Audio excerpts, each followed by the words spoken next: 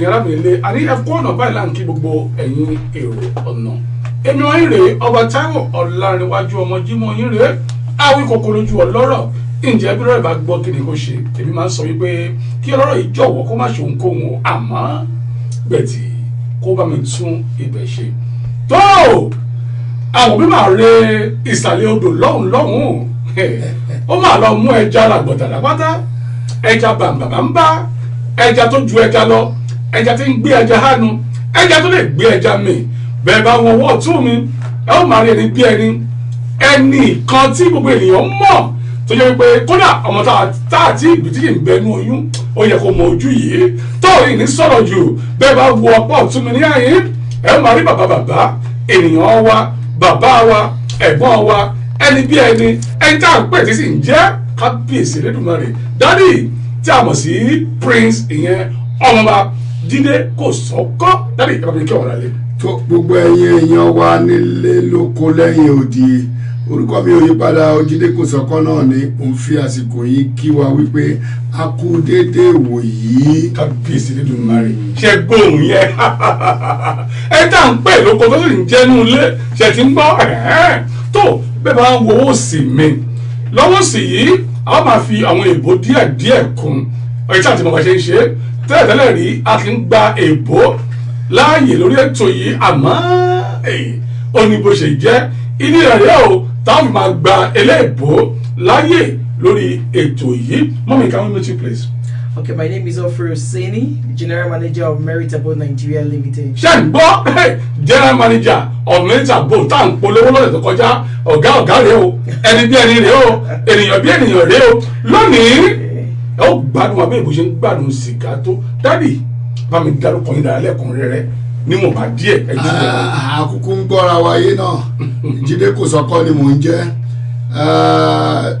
ẹ mọ̀ pé a lè kàn déédéé bọ́ sórí afẹ́fẹ́ báyìí tí ò bá nídìí Yorùbá lọ ní bí ò bá nídìí obìnrin kì í jẹ́ kúlúùlù orúkọ iléeṣẹ́ wa lẹ ti gbọ́ yẹn Meritable Nigeria Limited kí la wá ń tà wọ́n ní onígbàngbégbà alágbègbàgbè ìrìnàjò lámìlọ o ọ̀nà ọjà alámìrè o mo gbé tèmi dé o mo gbé tèmi bọ̀ o mo gbé tèmi dé o nílé ayọ̀ o àti ilé ayọ̀ àti ilé ayọ̀ kọ́lọ́ máa fi wọ́n èmi àti ẹ̀. àmì Ọlọ́run ọba ṣé ń gbọ́ bó ṣe ń lọ báyìí àti ilé ayọ̀ àti ọ̀nà ayọ̀ kí Olúwa jọ̀wọ́ kó má fi wọ́n èmi o àti ẹ̀yin náà ẹ wò ó ẹ ó gbádùn wa bí èbó ṣe ń gbádùn sìgá tó ní ọjọ́ ti tó ní. Mommy, can you please explain to our viewers why are you here? First of all, good evening, my people, and happy independence to all Nigerians all over the United Kingdom. We are here today to tell you about our event that is coming forth on Saturday at Woolwich. We're inviting everyone to come and take advantage of this investment opportunities that we are bringing forth. We are actually bringing forth independence promo. So we are here to invite everyone that see a need to have something back home, have an investment. We call it a good investment back home. So we are coming here to invite everyone to come around Saturday and get the investment package. láti fikún ní ṣókí wọ́n ní Nàìjíríà yìí ti gbogbo wa ní kò sì gbọ́dọ̀ bàjẹ́ tó bá kàkà kó bàjẹ́ kàkà ó gbọ́dọ̀ máa dá sí ni ṣùgbọ́n ẹ má gbàgbé ẹni kẹjọ máa dúró tó ń sọ fún ẹ pé Nàìjíríà báwo ó ti ra lè rẹpẹtẹ sílé ó ti kọ́lé rẹpẹtẹ sílé torí ilé làbọ̀ ìsinmi oko bó ṣe òun kórí kò sẹ́ni tí àgbà ládùúrà kó kú sájò lóòótọ́ àmọ̀ pé lógún lọ́gọ̀ yín náà lẹ ti kọ́lé sí ilé ṣùgbọ́n síbẹ̀síbẹ̀ ire ayọ̀ lágbédè yìí investment ni bí ìgbà tẹ́ ń bá wa da owó pọ̀ ni ẹ̀yin tẹ́ ti ra ilẹ̀ tẹ́ ti kọ́lé tẹ́lẹ̀ pàápàá ẹ sì lè padà wá tó bá wa ra ilẹ̀ tí ẹ bá ra ilẹ̀ tiwa láàrin oṣù 12 sí ọdún 2 owó ẹ̀ tún ti peléke tí ẹ bá fẹ́ tún ta àǹfààní ẹ̀ wà láti tún ta a sì ní ilẹ̀ káàkiri ilẹ̀ Nàìjíríà ni tó jẹ́ wípé ilẹ̀ táwọn èèyàn ń dùn ni èlò la wá tà owó pọ́ọ́kú ni àní ní ṣìmáwá àní ní àgbọ̀wá àní níbẹ̀ jùlẹ́kì àní àrépo ẹ̀yin náà gbọ́ pa àrépo àní ní àṣeṣe àní lágbára àní káàkiri ó wà kúrò dùn pàápàá èlò ni pẹ̀lú 500,000 tẹ̀tẹ̀ tó ti do nílẹ̀ ìyẹn tó ń kọ́ ilẹ̀ tiwa kẹ̀rẹ́ kò sí pé ọmọ onílẹ̀ kan dẹ̀ láàmú kò sí pé ẹnìkan lù ẹ́ jìbìtì ẹ má kówó fẹ́ni tí ó máa parọ́ fún yín pé òun bá yín kọ́lé tí ò kàn kankan kò jọ tiwa ìdí nìyẹn tèmi ṣe ṣàyà gbangba tí mo wá yọjú sí yín wípé Merit Abode Nigeria Limited ilé-iṣẹ́ tó wẹ̀ tó yan kọ̀ọ̀kan ni ilé-iṣẹ́ tó ṣe é mú yangàn ni ilé-iṣẹ́ tó ṣe é bá dòwò pọ̀ ni ademawa ní Woolwich níjọ́ sátidé tó ń bọ̀ yìí o on the 5th of October ẹ wá darapọ̀ pẹ̀lú wa wọ́n á fún yín ládírẹ́sì bẹ̀ kẹ wá gbọ́ oríṣiríṣi nǹkan tá a mú wá fún yín mi ì tí ì sọ discount o torí wípé àsìkò independent Nàìjíríà yìí àbí bẹ́ẹ̀ kọ́ Nàìjíríà ti di 59 bá a fẹ́ bá a kọ̀ nílùú mi ìlú wa ni àfi káwa náà ní Merit Abode Nigeria Limited káfa àwọn nǹkan tọrẹ lọ́tún lọ́sì ká lè jọ mọ̀ wípé ó sì ń bọ̀ àdá. ó sì ń bọ̀ wá dà ó sì ń bọ̀ wá dà láti tó ń bọ̀ o nítorí pé ọ̀rọ̀ ń gbénu tèmi. èmi náà wà lé fún ẹ. mo jẹ́rìí yín nítorí pé Mr. Victor tó wá nípa bí ìjẹrin ó béèrè àwọn béèrè kan lọ́wọ́ wọn dá mi lóhùn lẹ́kùnrin rẹ̀ nípa yín ni o lórí iṣẹ́ yìí mo ní ọ̀dà púpọ̀ mbẹ́ so mommy can you please share some light on what you have just said now. Okay, on the 5th of October, we're actually having this event whereby we are having a lot of packages and a lot of giveaways on that very day. Now, if we look at investment areas, investment zone in Nigeria, we have prime locations. For example, Igbejuleki. Igbejuleki is a free trade zone. I would say is the new Lagos. Now, for you to actually get good return, it's explained enough that you invest on time. Now, if you look at Lekki Phase 1, 10 years back, what you're selling Lekki Phase 1 today wasn't what it was then. Now, people are appreciating their property because they invested years back. And we have very good industries in that area. For example, the deputy refinery that will be commencing operation very soon. They are really working very fast. We have the Kedlogs. We have a lot of industries that are there that will actually bring a lot of people to that zone. Now, that zone will be having a lot of employment opportunities, whereby anybody that have an apartment in that area in the next 2-3 years can guarantee a 300% return on investment. So now, Igbejuleki is a prime area that every Nigeria should actually have an investment. Every living Nigeria today should have an investment. Also, if you go on to the mainland, we have areas that are actually very juicy. We have Arepo. Arepo, I will call it New Magodo. New Magodo, yeah. Arepo is just to Alausa is 5 minutes drive to Alausa and about 15 minutes drive to the airport. Now, people are investing in that area because it's a fast developing environment. It's structured, and the class of people that are there actually encouraging for anyone that wants to invest in. So that day we are inviting everybody to come on Saturday. When you come, we have packages and we have special discounts for the independence promo. Take it or leave it, no matter how our nation is, home is always home. And home is always sweetest. I would say everybody should come down home. And on that benefit of investing at home is that in this place here we have whereby tax here, tax there. Those taxes are not actually on those parties. Like all those inheritance tax. We don't have those kind of things in Nigeria to actually take off your benefit on your investment. So it's explained that every Nigeria, to try to make our time to come around. And also, we are doing this that day. You don't need to have £1,000 before you can start investing. Because I'm investing with as low as £100. Now you pay monthly. We have payment plan for 2 years. We have payment plan for 3 years. Then you can pay outright if you want to pay outrightly. It's a choice. Èmi ò bá sọ yẹn o torí Sanwó-Olú agbowó orí.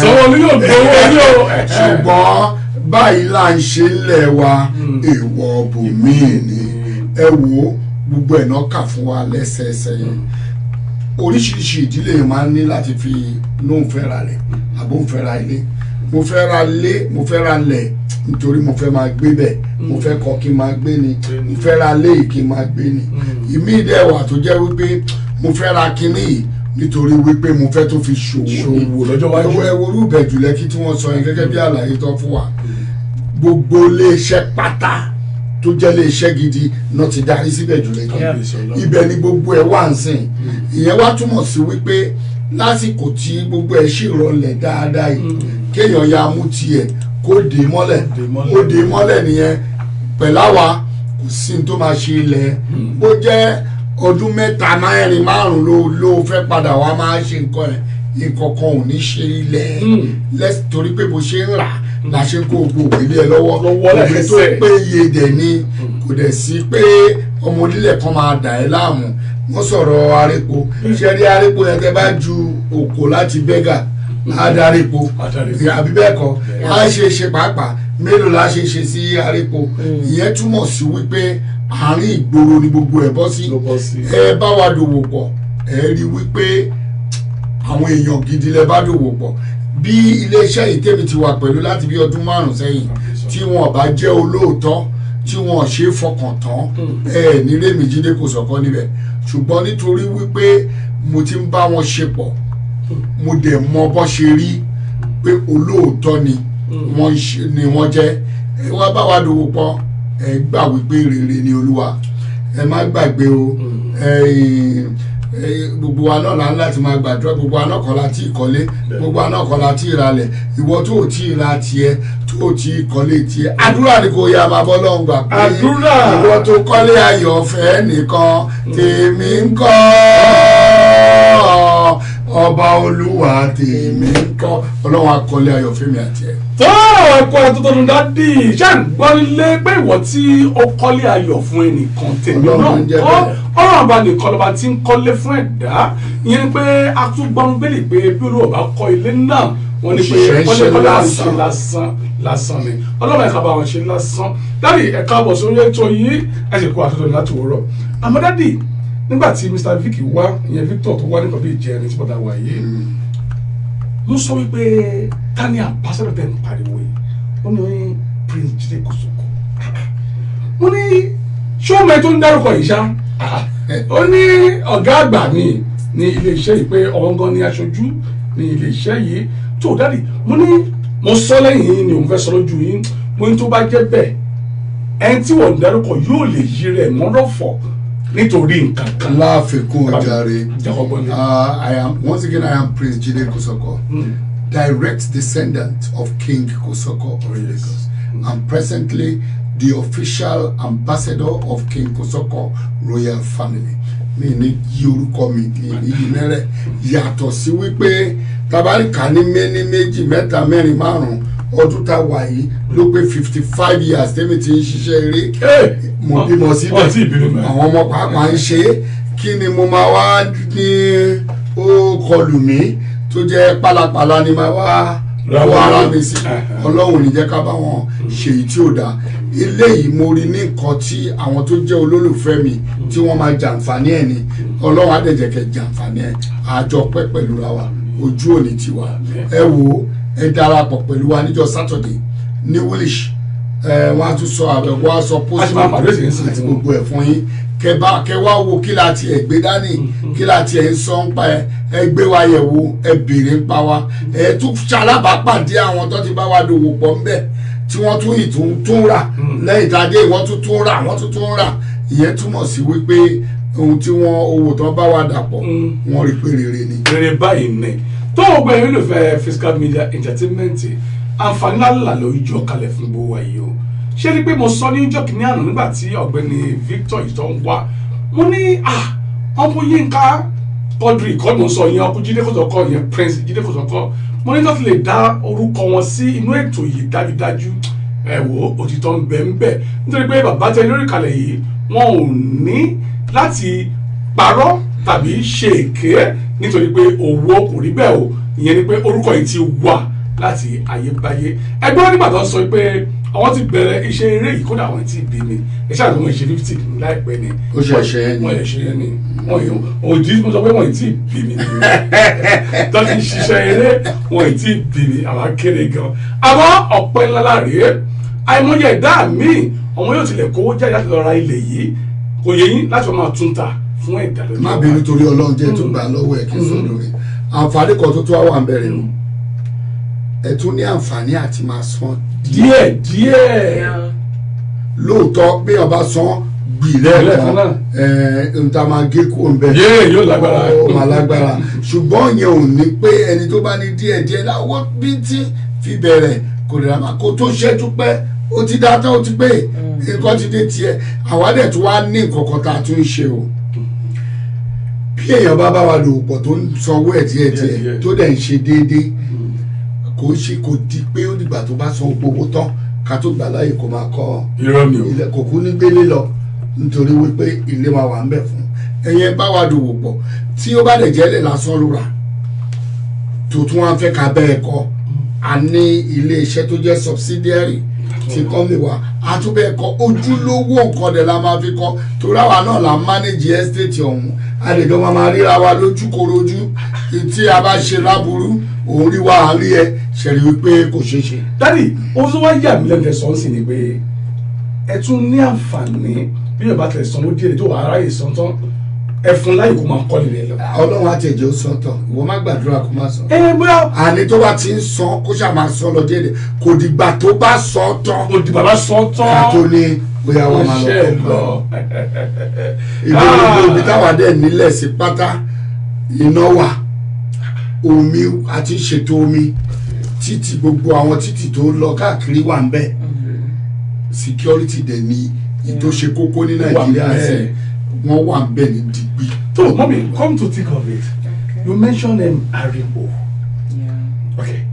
I was privileged to have a property in Aripo. Oh, fantastic. I bought that land then 600,000 a long time ago. And now Aripo land is now 20,000. Yeah, I'm sorry, 20 million. not pounds, 20 million naira.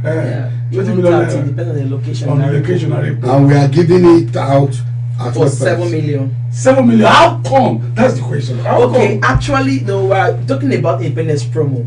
Okay. Now, we're trying to make sure that everyone has an investment back home. And now, what we say that independence begins with ownership. You cannot be independent when you are not when you don't own a piece of land, because that one can give you a footing anywhere. That's why no matter what, any investment you must have. If you don't have investment in real estate, you cannot say side investment. No. So for Aripo is developing like Magodo. Honestly. And the return on investment in that area is really on the high side. That's why a lot of people that don't have a capacity to buy Magodo, they go to buy Aripo. You know, and Aripo right now, the class of people that are there is fantastic. Also, we do allocation at 80%. You don't need to pay all the money before you pay allocation. Now. Yes, we do allocation at 80%. So we are here to encourage you to start even construction. Because once you start building, you first it's a mountain. When you get to a square, there's nothing there. Just keep on putting on top of it, and before you know what happens, you achieve more. Àmàwáyà yín lẹ́nu láàrin kan pé ewu ń tiwa láti fẹ́ ràn yín lọ́wọ́ ó di dandan nítorí pé àwa ní ilẹ̀ yìí yanturu ìdùnnú tiwa dẹ̀ ni pé kí ilẹ̀ kí ilé kókókó sọjí ní gbogbo bẹ̀ kí gbogbo ẹ̀ kókókó dìlú kínú àwa lè dùn kínú àwọn tó ń gbé bẹ̀ pàápàá kó lè jọ dùn. ẹ ṣé mo dúpẹ́ ṣé àríkí mo sọ fún wa wípé oríire ńláńlá ni èyí o nítorí pé ohun tó lè mú àwọn kò jíjẹ́ kó sọ̀kọ́ jáde wípé ẹ máa bọ̀ èmi mọ̀ wípé fún àwọn olólùfẹ́ yìí ni gbogbo àwọn olólùfẹ́ yìí ẹ fẹ́ kí wọ́n jìyà ẹ sì fẹ́ kí wọ́n sin kọ́kọ́rọ́ kú ẹ wò ó wípé ok ọ̀nà wẹ́fẹ́ lè gbà ṣe àwọn olólùfẹ́ yìí lóore òun náà rèé o. àfikún ǹjẹ́ mọ̀ wípé ohun tó da tẹ́ẹ̀rín yẹn kò kí n fẹ́ kéèyàn ṣeun. kò ní fẹ́ kéèyàn ṣeun. ohun tó da fẹ́ kéèyàn ṣeun àfi kéèyàn já rẹ̀. lẹ́yìn ohun tó lè sọ nítorí pé 7 million ìjọ ni màá tó wá dá yẹn tán tó o bá bẹ̀rẹ̀ ìrìn o lè débi tó lọ wà á kọ́kọ́ bẹ̀rẹ̀ náà wọ́n ní 1,000 kílẹ̀ ń pè miles. 1,000 miles started from one step like this. Yeah. Otoro, that's a good truth. Daddy, I could remember someone in Lekoni Magboro, Magboro, just after I Yeah. Ọbí ọwájú ẹ̀ For wáyé. the past 4 years, I haven't completed that video.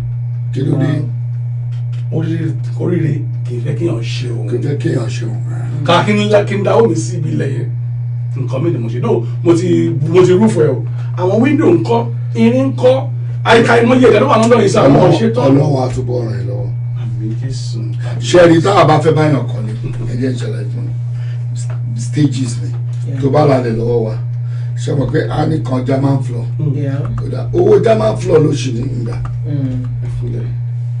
jerry tó bá ṣe ọ̀pẹ́ láti German floor dé window level ó tún ní iye tó máa jẹ́ láti fi kọ́ débi kan ṣùgbọ́n tá a bá ti rí ẹ lólóòótọ́ àti tá a bá ti bẹ̀rẹ̀ àwa lè má dúró nígbà tá a bá ti rí ẹ kanlẹ̀kanlẹ̀ ní pé eléyìí Ọlọ́run máa gbà fún Ọlọ́run dẹ̀ máa gbà fún. Àmín Jésù. Gbogbo wa lọ́lọ́run máa gbà fún. Mommy, can you please tell us the location and the address of the place? Okay. The location is 5153 Woolwich New Road, and the postcode is SE 186 EX. Can I go over it again? Again, please. Okay. 5153 Woolwich New Road, SE 186 EX. Gbogbo ẹ̀yin ará Woolwich, mo sọ fún yín pé oríire ti dé. Àní ìyanu ti ṣẹlẹ̀, àkàìmọye ẹ̀dá ní ẹ̀dá ẹgbẹ́ rẹ̀ ti rò ó pin pé kò lè kọ́lé láyé. Àkàìmọye ẹ̀dá ní ń gbé ìlú ìbò tí ò tilẹ̀ ní ilẹ̀. Dádì, nítorí pé ẹlòmíì ò tilẹ̀ gbàyàn gbọ́ Nàìjíríà. O ò lè bínú nǹkan tó fẹ́ fàyọ nìyẹn. Ogunlọ́gọ̀ àwọn èèyàn wa tó wà ń bí. Wọ́n ti fowó rán ni sílé. Ẹ bá mi kọ́lé tó jẹ́ fọ́tò ilé onílé ni wọ́n yà fún wọn náà fi hàn wọ́n. Kí ló ṣe fẹ́ bárò èèyàn bẹ́ẹ̀ wí tó bá wá ń ṣọ́ra. Àmọ́ èmi fọwọ́ sọ̀rọ̀ wípé olóòótọ́ ní iléeṣẹ́ Merita Bold Nigeria Limited.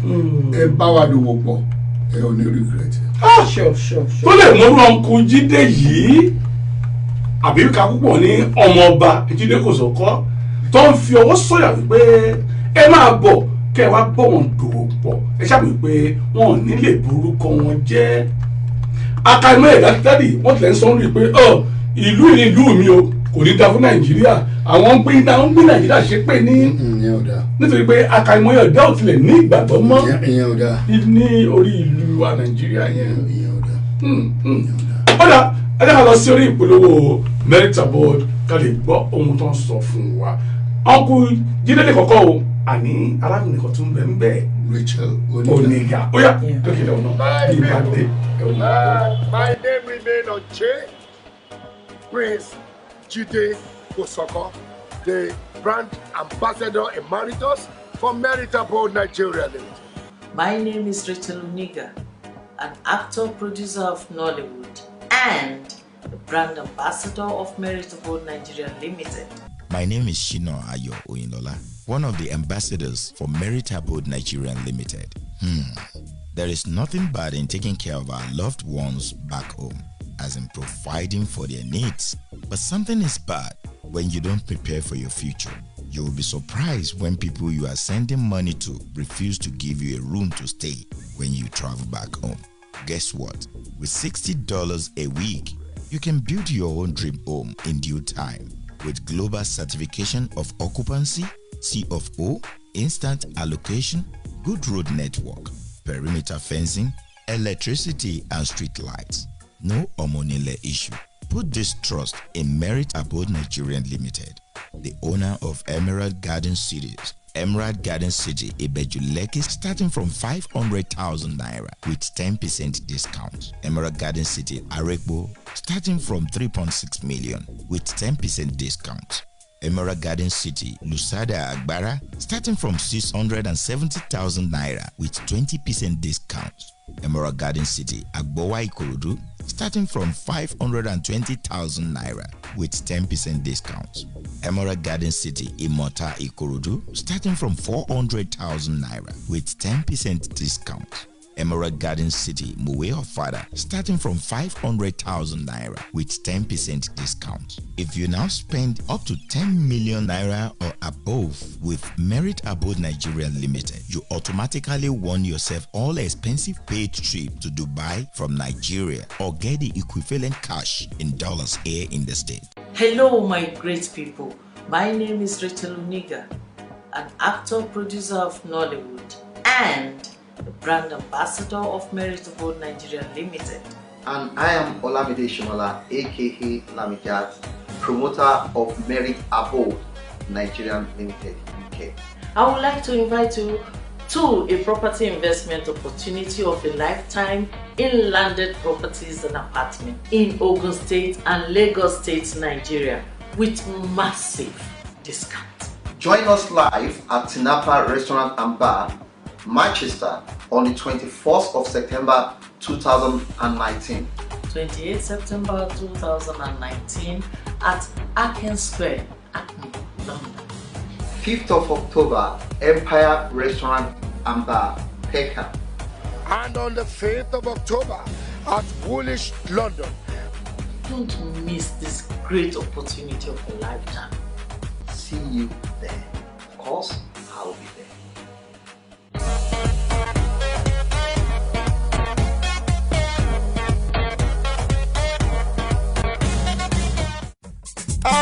Ọ̀rọ̀ tó lọ ẹ sáré, ọ̀rọ̀ tó lọ ẹ sáré, ẹ jọ̀wọ́ ẹ bá wa gbé tó yìí, ẹ jọ̀wọ́ ẹ bá wa gbé tó yìí o. Kásẹ̀rẹ̀ kálọ̀rọ̀ káfíọ̀rẹ̀ wéré o, ọ̀rọ̀ tó lọ o.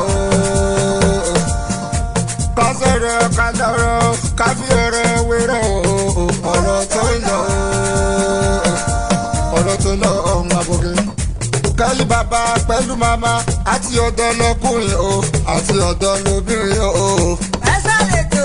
Ẹ jẹ́ ká tẹ̀lé tó yẹ o. Ọ̀rọ̀ tó lọ. Lórí fẹ́ta àbíjàlẹ̀ ó ti gbọ́. Ìkànnì ayélujára bí ajere gbogbo àgbáyé lówó wa o.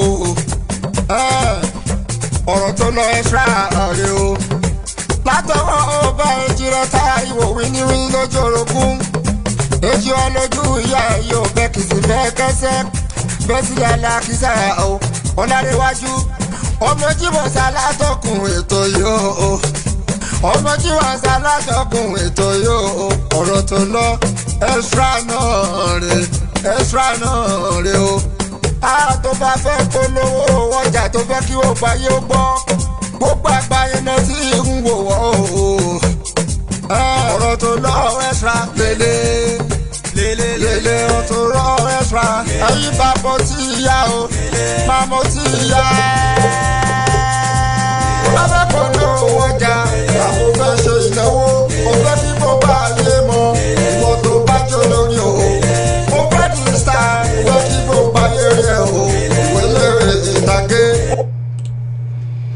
tó o bó fẹ́ kí bu ayé rí ọ ohunkóhun tó o bá ń polówó àbí ohunkóhun tó o bá ń tà ilé iṣẹ́ rẹ̀ wọ́pọ̀ sí ilé iṣẹ́ wa ní àyín Fiscal Media Entertainment a fi ìkàlẹ̀ sí ìlú London àmọ́ ní kò pẹ́ kò pẹ́ ẹ ó tún máa rí wa gbọ́ ní ìlú Nàìjíríà ẹ̀kọ́ kan lóṣù kan péré Fiscal Media ti ń bẹ ní ìlú Nàìjíríà ẹ ó máa bá mi pàdé nílùú Nàìjà láṣẹ rọrùn bá mi ọba aláwòrán bí Nàìjíríà yóò lè bàjẹ́ nítorí pé ìlú gbogbo wa ní. tó ẹ ti lẹ́yìn kí bu èèyàn lófẹ́ mi tẹ́ ẹ bẹ́ darapọ̀ mọ́ mi rí ètò yìí ṣáájú o wọ́n bẹ̀rẹ̀ látòrí ẹni bí ẹni ènìyàn bí ènìyàn ìyẹn Adéọlá Ọmọwùmí Akínbọ̀adé ẹ máa ṣe mo dúpẹ́ ìwé káàbọ̀ sí orí ètò yìí bákan ni mò ń kí Yétúndé Adéṣínà ẹ ṣé o ẹ̀yin sọ wípé God bless Nigeria bẹ́ẹ̀ ni tó bákan ni mò ń rí Adéníkẹ́ Olúfẹ́mi Akíndíjì àwọn tèmi gangan ẹ máa káàbọ̀ sórí ètò yìí o ìlú Nàìjíríà lẹ́yìn náà ń gbé Nàìjíríà ò ní bàjẹ́ Nàìjíríà ò ní dàrú àìmọye ìdálórí pé Nàìjíríà ò lè dá ẹ tó bá sì máa dà yóò ṣẹ̀yìn wọn gbà yẹn tó mo rí Williams edit ẹ káàbọ̀ sórí ètò yìí o ẹ sì ń fi àdúrà ràn léṣe wà lọ́wọ́ ní àyín ẹ ṣé mo dúpẹ́ bákan náà ni mo rí Victor Ìgbéǹgbà Àjàyí ẹ̀yin sọ pé Merit Abode Nigeria sure complain to invest bẹ́ẹ̀ ni àkàìmọye ẹ̀dá ní owó ní báǹkì wọn ò mọ tó lè fi owó náà ṣe iléeṣẹ́ Merit Abode wọ́n ti gbé tuntun dé o tó mo rí ẹni bí ènìyàn yẹn Yomi Adédìjì ẹ̀yin sọ wípé I came late please guys any which estate are they talking about estate kan kọ́ ẹyọ kan ṣùgbọ́n tá a ní tí ò pé méjì nílé ayé yìí Merita Board ni orúkọ rẹ̀. àwọn ilé táwa ń kọ́ kiri orúkọ iléeṣẹ́ wa ni Merita Board Nigeria Limited mo mọ̀ pé ẹ ti máa bá pàdé káàkiri àwọn ilé locations wa Emerald Garden City Series. Oh, Emerald Garden City Series. àwa là ń jẹ́ bẹ́ẹ̀ ẹ wo bí ọ̀rọ̀ tí olóòtú wa ń sọ jàre ṣe rí mo ní nǹkan tó dáa kò ń fẹ́ kéèyàn ṣeun tẹ bá bí ẹlòmíín sí wa gbọ́ no if I need a house at all I'm going to buy a complete house in Banana Estate. Oh my God. I want to be in Pages. Oh my God. ọ̀gbẹ́ni ó possible ṣùgbọ́n tó bá jẹ́ mi ni ìwọ I cut my coat According to my size. sáìzì ilẹ̀ foníkálukú wa ẹni tó lówó rẹpẹtẹ ó ní sáìzì tiẹ̀ ó lè lọ bí tó ń ẹni tí ó kù díẹ̀ káàtó kó tó ṣàfẹ́ tiraka kò sí bí owó tó ń pa wọlé ṣe lè kéré tó lọ́dọ̀ tiwa wà ní ilẹ̀ adẹ́kọ̀ ilé mo máa dùn wọ́n ẹ̀dá lọ́wọ́ ṣe o ìyẹn ni pé èmi náà yóò bá wọn ní ilẹ̀ nílé ayé yìí Ọlọ́run máa dúpẹ́ o tí mo mọ Merita Board dáàdì jẹjẹ mọ̀ pé bá ṣe ń wà lọ́wọ́lọ́wọ́ káàkiri àgbáyé kódà àwọn ará Amẹ́ríkà ọ̀gbẹ́yìn o wọ́n ń wà lọ́wọ́lọ́wọ́ I mean you're watching us all the way from America Oh, fantastic. as we are saying now then tọ́lí mò ń kí Rabo Dynamics ẹni bí ẹni ènìyàn bí ènìyàn láti ìlú ọba nílùú Amẹ́ríkà lọ́hùn ẹ máa káàbọ̀ sórí ètò yìí mo kí Kristi Dúníyà ẹ ṣé mo dúpẹ́ o welcome ẹ káàbọ̀ sórí ètò yìí bákan ni mò ń kí Tinúadé Bọ́sẹ̀ Kẹ́hìndé ẹ máa káàbọ̀ sórí ètò yìí bákan náà ohun tó ń gbìyànjú àti sọ ni pé kò sí eyíkéyìí tí o lè ní lọ́wọ́ iléeṣẹ́ yìí wọ́n pèsè ilẹ̀ tirẹ̀ fún ọ kódà wọ́n á tún dúró tì ẹ́ gbọ́ngbọ́n ẹ rí i pé ó yẹ kí a kérùfù fún iléeṣẹ́ yìí ká gbóríyìn ńlá fún iléeṣẹ́ yìí tó mọ́ mi let me ask you this question apart from all the locations you mentioned is there anyone here? Oh yes, we still have other locations around. We have Ikorodu. Ikorodu? Yes. Ikorodu? We have Imota and Agbowa in Ikorodu. Yeah. And also those areas are going for they are discounted also. We have Agbara. Yeah, we have by Shimawa Redemption Camp. Shimawa very close to Redemption Camp. Yeah. ṣé tí ẹ wá rí Shimawa tí wọ́n dárúkọ yẹn nínú Redemption Camp ọ̀kan la wà. 3 by 3 kilometers. púpọ̀ nínú àwọn tí wọ́n ti bá wa dá owó pọ̀ tí wọ́n ti kọ́ ilé síbẹ̀ tí wọ́n ti ẹ̀ gbé bẹ̀ tí wọ́n bá náà ń ṣe káàmpù àbọ̀ ń ṣe ní gathering convention kan àbí kankan ẹ wá wo iye tí wọ́n ń pa ẹ wá wo èrò ẹ wá wo iye táwọn gan rí láàrin àsìkò yẹn kódà kọfírẹ́ǹtì kí tẹ́nàtì gbé bẹ̀ látọ̀dún kan sọ́dún méjì kó wọ́n lè rí. àìmọye mo ti láwọn ènìyàn tó bá lọ sí Redemption Camp ẹlòmíì tí wàá pè ní Redemption Camp ti kúrò létí o inú Shimawa yẹn lọ́wọ́ àbáyé sí o tó bá fẹ́ lọ síbẹ̀ báyìí wọ́n máa kó ilé kó ọ̀nà wọn lọ rẹ́ǹtì ìyàrá ń bẹ̀ ni so àǹfààní rẹ̀ ń sìn pé ilé tó bá fẹ́ kọ́lé tí wọ́n ẹ̀wà ń bẹ̀ fún wọn. Mommy, is there any way you can mention the prices of the Okay, the prices varies based on locations and the size of the plot you are buying. But we have prices from as low as 500,000. We have prices as much as 10 million. So it depends. So if I start raising the prices now, they are so much because we have about 24 estates we're running right now. It's under promo that is going on right now in various locations: Agbara, Ikorodu, Redemption Camp area. That's by Shimawa. We have at Asheshi. We have at Mowe Fada. A lot of people actually prefer to buy Mowe Fada. Some people their specialty, they like Mowe Fada. Now we have estates there, 3 estates there, and they are affordable between the range of 500 to 1 million naira. There are various locations, and development is ongoing. People are even bidding those estates right now. Their security is being gated and the rest of them. So it now depends on the estate and the size of the plot. But our prices are very, very, very, very affordable. Affordable. Yes. Yeah. tó mú ẹran lé ẹ jẹ́ kí n ṣí òkú kalẹ̀ fún yín báyìí bá rí ẹnìkan àbẹ́ni kejì yìí tó fẹ́ pè wọlé tàbí tó fẹ́ béèrè ọ̀rọ̀ nítorí pé dáàdi àìmọye ẹ̀dá wà London ìlú òótọ́ wọ́n sì ń wò wípé ṣó lè jó òótọ́ àbí kò lè jó òótọ́ kódà dáàdi iléeṣẹ́ kan àjọ ń gbé nílùú yìí London yìí ni ó ṣe gbá àwọn èèyàn rẹpẹtẹ ó gba owó rẹpẹtẹ ó sálọ. a lè láti gbọ̀n pa ẹ̀. ẹ ti gbọ́n pa ẹ̀. ṣùgbọ́n ọ̀tọ̀ ń tọ́lú ọ̀tọ̀ ń tọ́lú ọ̀tọ̀ ń tọ́lú o. sorry o that's what you say. Ó tọ́ ṣe ti gbọ́ àwọn náà ni pé àwọn ti gbọ́ nípa ilé iṣẹ́ tá à ń dárúkọ yìí àmọ́ ilé yìí ìyàtọ̀ ń bẹ ń bẹ ètò lè mú odidi ọmọọba Jídé Kòsókó wípé àwọn fi àyà gbé àwọn sì fi ẹ̀yìn gan pọ́n ìyẹn ni pé orúkọ wọn ni bàjẹ́ ó ti yẹ yín báyìí tó o bẹ́ẹ̀ bá pè wọlé o tẹ ní ìbéèrè kan àbí kejì tẹ fẹ́ béèrè lọ́wọ́ wọn ẹ pè mí sórí 078-503-97511 àbí ẹ kó pe studio number gangan ìyẹn 0207 wa 0207 01 182075 lẹ́ẹ̀kan sí 0207 018 2075 ẹ béèrè ọ̀rọ̀ lọ́wọ́ wọn nípa Meritaport sọ yìí káralẹ̀ tàbí kára ilé àbí kákọ́ ilé àwọn ni wọ́n wà ní ìkáwọ́ rẹ̀ ẹ pè mí kẹ́ ẹ bá wọn ní gbólóhùn ká tó máa lọ sọ pé à ní pẹ́ lọ lórí ètò yìí o ó yá à ń retí ìpè yín ká tó sún síwájú ó yá ìpolówó wọn ẹ jẹ́ ká tó gbọ́ láti òkè lọ́hùn wá nígbà tí àwọn ènìyàn fẹ́ pè wọlé o ó yá à ń retí o ìpolówó ni agun òwò ẹ má bínú ilé iṣẹ́ ìgbà náà ní jẹ́ bẹ́ẹ̀ àwọn ọ̀rẹ́ ká máa pè mí. My name is Shina Ayo Oyinlola, one of the ambassadors for Meritaport Nigerian Limited. There is nothing bad in taking care of our loved ones back home, as in providing for their needs. But something is bad when you don't prepare for your future. You will be surprised when people you are sending money to refuse to give you a room to stay when you travel back home. Guess what? With $60 a week, you can build your own dream home in due time. With global certification of occupancy, CFO, instant allocation, good road network, perimeter fencing, electricity and street lights. No Omonile issue. Put this trust in Meritaport Nigerian Limited, the owner of Emerald Garden Cities. Emerald Garden City, Ibejuleki, starting from 500,000 naira with 10% discount. Emerald Garden City, Arekbo, starting from 3.6 million with 10% discount. Emerald Garden City, Lusada Agbara, starting from 670,000 naira with 20% discount. Emerald Garden City, Agbowa Ikorodu, starting from 520,000 naira with 10% discount. Emerald Garden City, Imota Ikorodu, starting from 400,000 naira with 10% discount.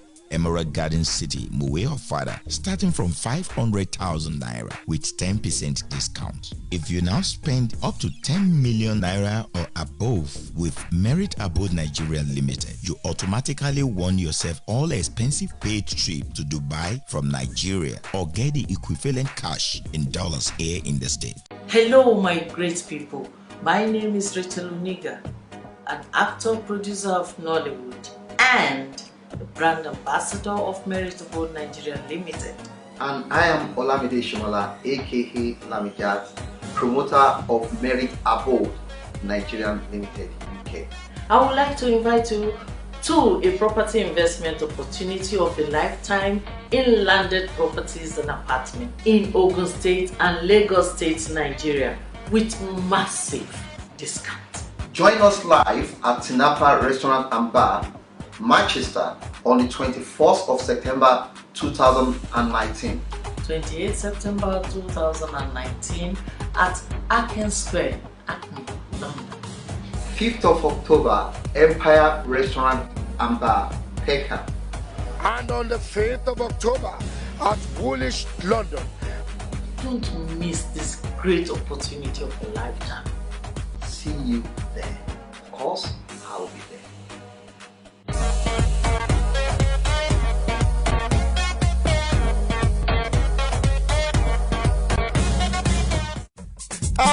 ọ̀rọ̀ tó lọ ẹ sáré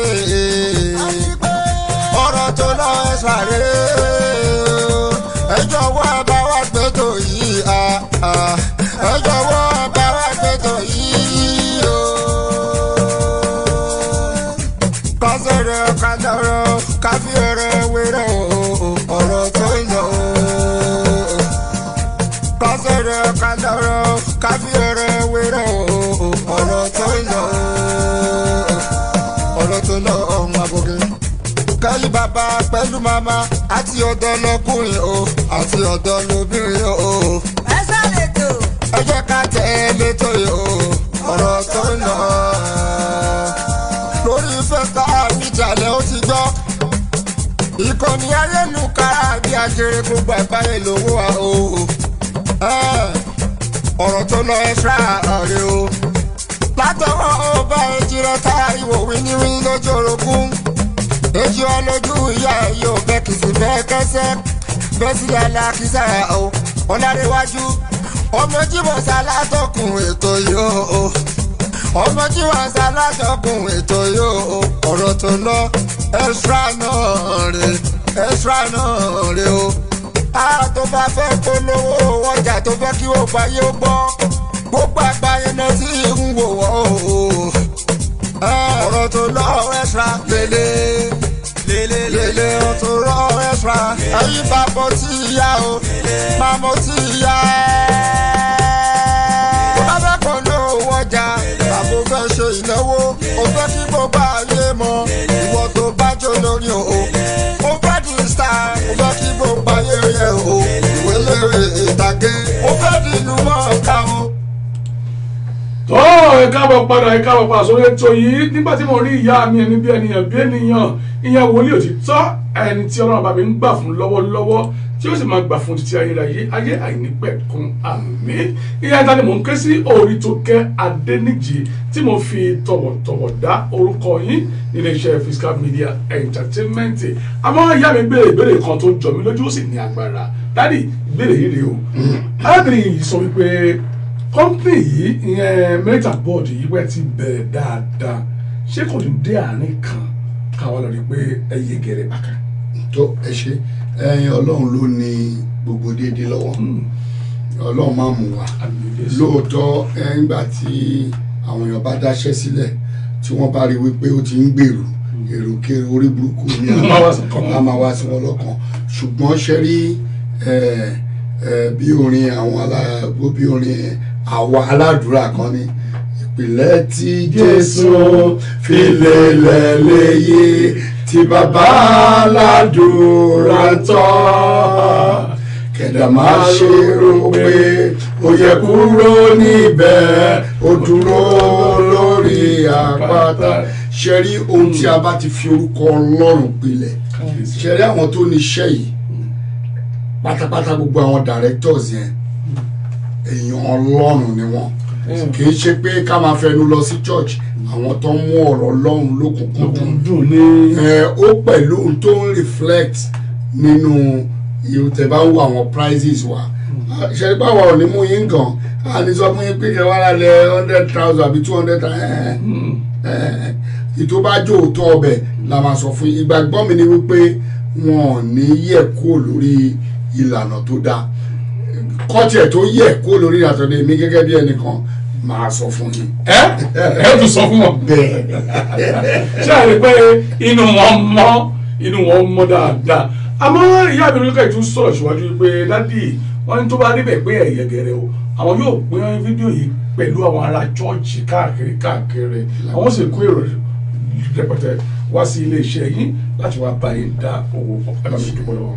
tó ẹ̀yin èèyàn wa mo dúpẹ́ lọ́wọ́ yín pàápàá ìyá àfin wa ọlọ́wọ́ á fún yín ṣe àwa náà á dé ṣe òtítọ́ gidi pẹ̀lú yín nítorí wípé gbogbo ẹni tá a bá ṣoore fún àdúrà kínkínní pé tó bá ṣe fún iléeṣẹ́ yẹn ó máa mú iléeṣẹ́ gbèrú ni ó máa mú gbogbo wa tá a participate náà ó máa mú wa gbèrú ni ànídèrò ẹ̀yìn lára. àmì Ọlọ́run ọba tó ẹ ṣé mo dúpẹ́ akí onílé akí àlejò akí ọkùnrin akí obìnrin akí ọmọdé àní àǹkí àgbàlagbà à ń dúpẹ́ lọ́wọ́ gbòyìn pé ẹ ṣé mo dúpẹ́ mo wò pé ní ọjọ́ sátidé tó ń bọ̀ yìí sí on Saturday yìí sẹ́yìn. Yeah, Saturday.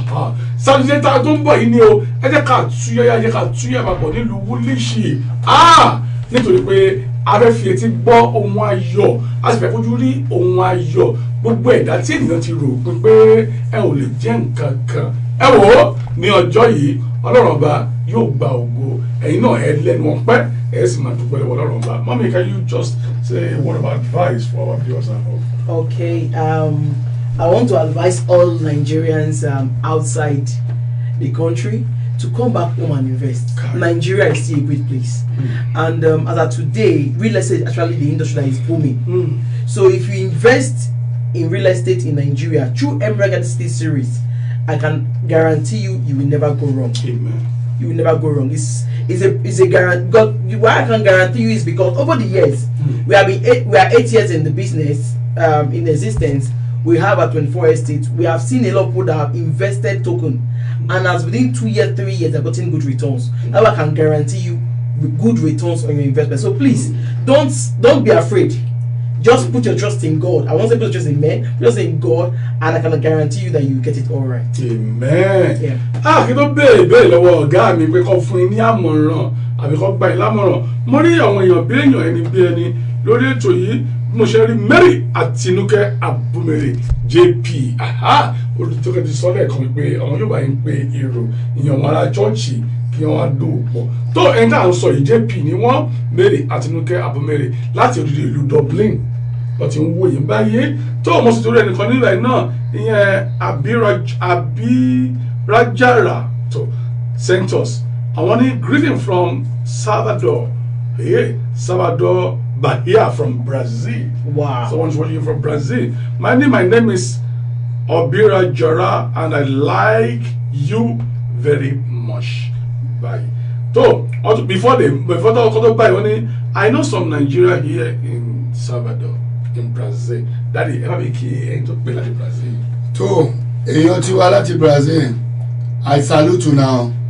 I know say you understand everything we dey talk. I continue to beat my chest say our own company, Merit Abode Nigeria Limited, where they operate all the Emerald Garden City series across Nigeria, will be straightforward people. Yeah. Help us propagate it. Tell your people from Brazil. Tell them to call us. I will make them. Okay, Eddie. Ọ̀rọ̀ àmọ̀ràn ọ̀rọ̀ ìṣítí fún àwọn ènìyàn wọ́n fẹ́ gbọ́ látẹnu yẹn nípa ìkọ́ máa kọ́lé sí Nàìjíríà àìkàyọmọ́ ìdájọ́ ìlú Nàìjíríà pẹ̀. Wà wá sọ pé àjò wọ́n máa sọ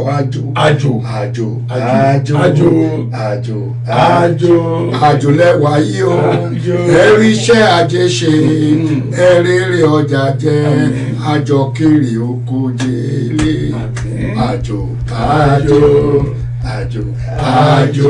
àjò làwà yìí o kárí iṣẹ́ ajé ṣe kárẹ́rẹ́ ọjà jẹ́ kájọ kéré oko wálé tó ẹnìkọ̀ọ̀kan ní yóò ní gbé sí àjò gbogbo ilẹ̀ máa rí ṣe ẹ̀rí bá ti ṣe ẹ̀rọ náà gbégbá lágbára tọlọ́hun ẹ̀wọ̀n ní fi yín sọ̀kò sílé ìyà ò ní jẹ ikú òǹbí gbogbo bẹ ṣe ń fẹ́ kọ́rọ̀ yín ló máa rí láṣẹ Ọlọ́run ọba. tó òun lè ti gbọ́ láti ẹnu lórí oko bámúbámú yìí wípé àjò tẹ rí yìí kò dàbí ilé o àjò tẹ rí ò dàbí ilé kókó báyìí ní ti àgbè ṣé wọ́n la rí ohun tó ṣẹlẹ̀ nílùú South Africa ẹ wò ó àkàìmọ̀ nílùú South Africa náà sọ wípé Nàìjíríà báwo àwọn ò ní lọ sí Nàìjíríà mọ́ láéláé àwọn ọ̀dà lónìí ìlú Nàìjíríà náà ni gbogbo wọn padà sí nítorí pé àjò tá a rí yìí kò dàbí ilé àmọ́ wọ́n sọ wípé ní ọjọ́ sátidé yìí ìpàdé lálà ń bẹ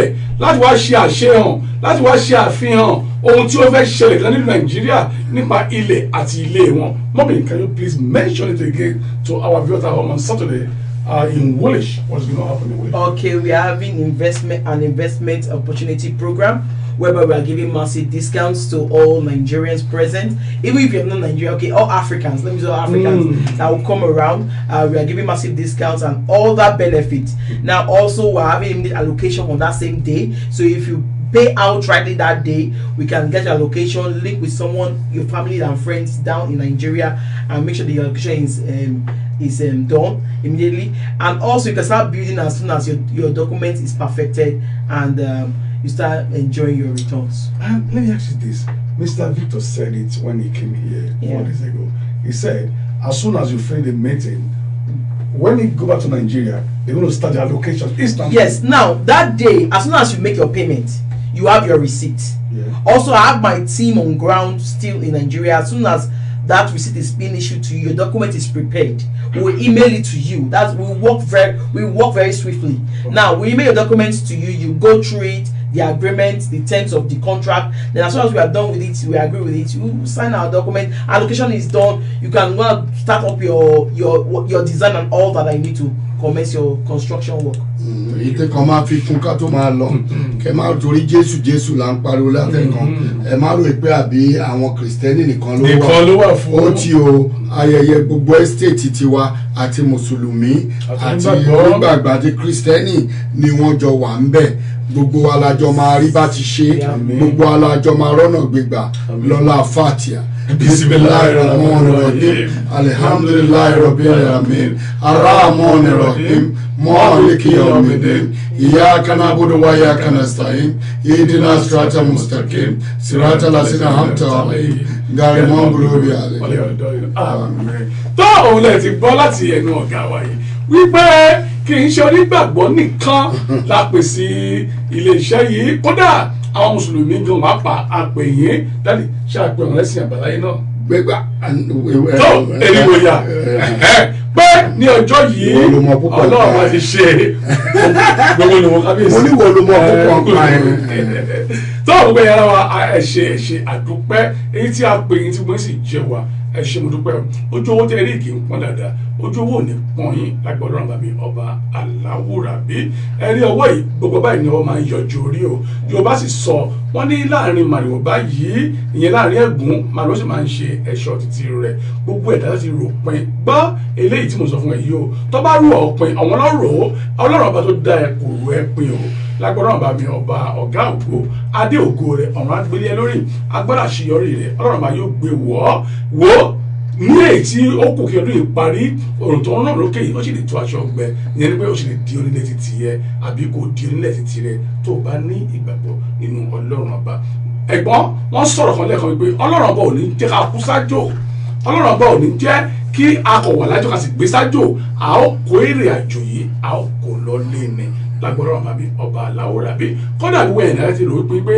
nàìjà báwo ni ẹ̀yin òfin báwọn nìkan ṣe pẹ̀lú nàìjà a máa lè ṣòwò pẹ̀lú wọn nílùú Nàìjíríà ó sì máa bọ̀ níjọ sáré tá à ń sọ yìí kó wá wo bó ṣe ń ṣe kó tiẹ̀ wá fojú rẹ̀ ló ń jẹ dánwò báyìí òun ló bí ìyá ọ̀kẹ́rẹ́ èmi ti ń tòótọ́ ọmọ Táíwò Ọláníwájú ọmọ Jímọ̀ ní tèmi ń jẹ́ o Awíkòkó lójú ọlọ́rọ̀ ǹjẹ́ bí lọ́rọ̀ bá gbọ́ kí ni kò ṣe kó má ṣe ohunkóhun àmọ́ kó bẹ́ẹ̀ mi tún ibẹ̀ ṣe Narrator Board àwọn ló ní ìgbà lọ́wọ́lọ́wọ́ báyìí wọ́n sì máa ní ìgbà yìí títí ayérayé ni tí ó sì yẹ yín báyìí lágbọ́dọ̀ bàbí ọba Aláwùrábí ẹ jẹ́ ká fèé ṣe yìí lọ àwọn yóò máa lọ báyìí àmọ́ ẹ̀yin ẹ̀ ó máa rí wa ní gbogbo ògbà abẹnibẹ́ni ká má dé àdédé bá o ilé o ilé kàǹkà mo ń sọ wípé ó dàbọ̀ Narrator Board kọ wọlé ẹ̀jẹ̀ Narrator Board kà wọlé ká máa fi èyí ṣe lọ a ó rí nítorí ẹ pàdé wa àmọ́ ní aago mẹ́ta ni o aago mẹ́ta is not 3 o'clock aago mẹ́ta ń jọ sátidé aago mẹ́ta ní sátidé yìí o aago mẹ́ta sí aago márùn gbogbo ẹ̀yìn ẹ̀dá tẹ̀ ń pè mí ẹ ti pè mí lẹ́nu bí èèyàn bí márùn ti pè mí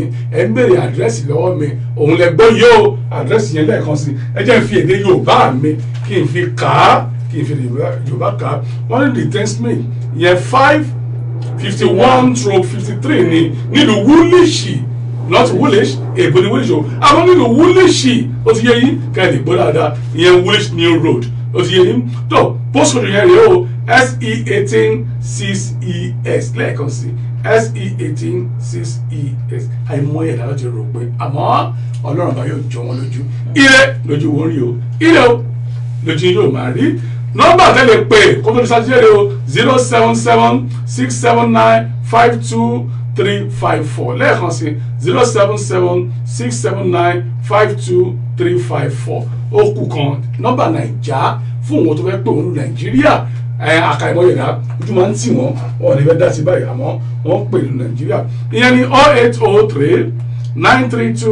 0803-932-4773 lẹ́ẹ̀kan sí 0803-932-4773 ire o ire kàǹkà mo ń sọ wípé ó dàbọ̀.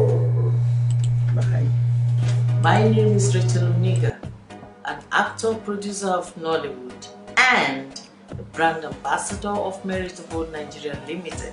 My name is Shina Ayo Oyinlola, one of the ambassadors for Merit Abode Nigeria Limited. There is nothing bad in taking care of our loved ones back home, as in providing for their needs. But something is bad when you don't prepare for your future. You will be surprised when people you are sending money to refuse to give you a room to stay when you travel back home. Guess what?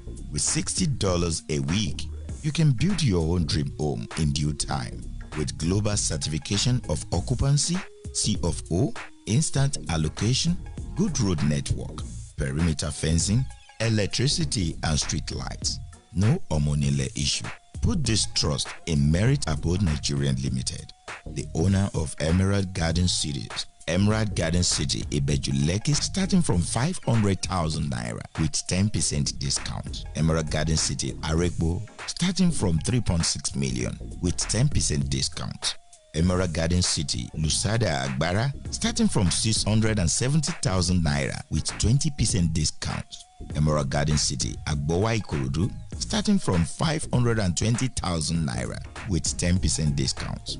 Emerald Garden City, Imota Ikorodu, starting from 400,000 naira with 10% discount. Emerald Garden City, Muwe Ofada, starting from 500,000 naira with 10% discount. If you now spend up to 10 million naira or above with Merit Abode Nigeria Limited, you automatically won yourself all expensive paid trip to Dubai from Nigeria or get the equivalent cash in dollars here in the state. Hello, my great people. My name is Rachel Uniga, an actor, producer of Nollywood, and the brand ambassador of Merit Abode Nigeria Limited. And I am Olamide Shimola, aka Lamijat, promoter of Merit Abode Nigeria Limited UK. I would like to invite you to a property investment opportunity of a lifetime in landed properties and apartments in Ogun State and Lagos State, Nigeria, with massive discount. Join us live at Tinapa Restaurant and Bar, Manchester, on the 24th of September 2019. 28 September 2019 at Aken Square, Acme, London. 5th of October, Empire Restaurant and Bar, Peckham. And on the 5th of October at Woolwich, London. Don't miss this great opportunity of a lifetime. See you there. Of course, I'll be there.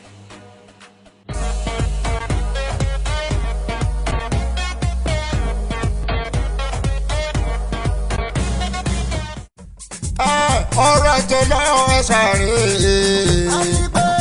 ọ̀rọ̀ tó lọ ẹ sáré, ẹ jọ̀wọ́ ẹ bá wa gbé tó yìí, ẹ jọ̀wọ́ ẹ bá wa gbé tó yìí o. Kọ́sẹ̀rẹ̀ kájọ̀rọ̀ káfíẹ̀rẹ̀ wéré o, ọ̀rọ̀ tó lọ o. Kọ́sẹ̀rẹ̀ kájọ̀rọ̀ káfíẹ̀rẹ̀ wéré o, ọ̀rọ̀ tó lọ o. Kẹ́yìn bàbá pẹ̀lú màmá àti ọ̀dọ́ lọ́kùnrin o àti ọ̀dọ́ lóbìnrin o. Ẹ sáré tó.